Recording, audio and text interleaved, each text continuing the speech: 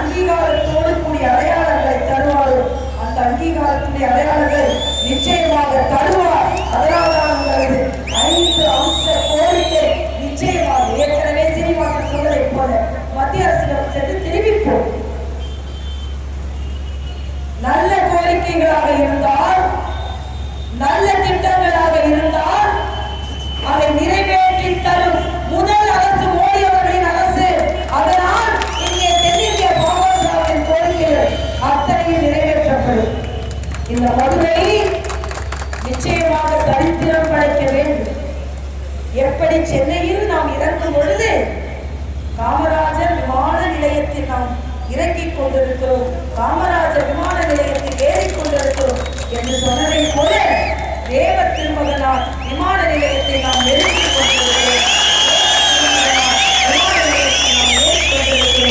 என்ற ஒரு காலம் இனிமையாக கேட்கும் காலம் வர வேண்டும் என்று உங்கள் கோரிக்கையாக எங்களின் கோரிக்கையாகவும் சேர்ந்து வைக்கலாம் என்ற ஒரு எண்ணமும் எங்களிடம் இருக்கிறது.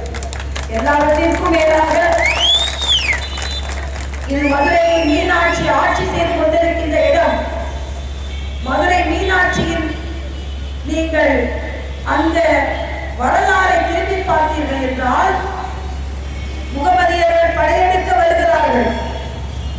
அம்மன் கோயில் உள்ள ஈஸ்வரனை பூஜை செய்து கொண்டிருப்பவர்கள் இதை எப்படியும் அவன் எடுத்து சென்றுவிடக் கூடாது முகமதியர்கள் என்று. ஏனென்றால் அந்த காலத்தில் கற்பகிரகங்களை பார்த்து பார்த்து அழித்தார். மேலே ஒரு சுவர் கட்டினார். சுவர் கட்டிவிட்டு ஒரு போலியான ஒரு விக்கிரகத்தை அங்கே வைத்துவிட்டு எல்லா சாமிகளும் சென்று விட்டார்கள். 47 ஆண்டுகள் முடிவடைந்தது. இது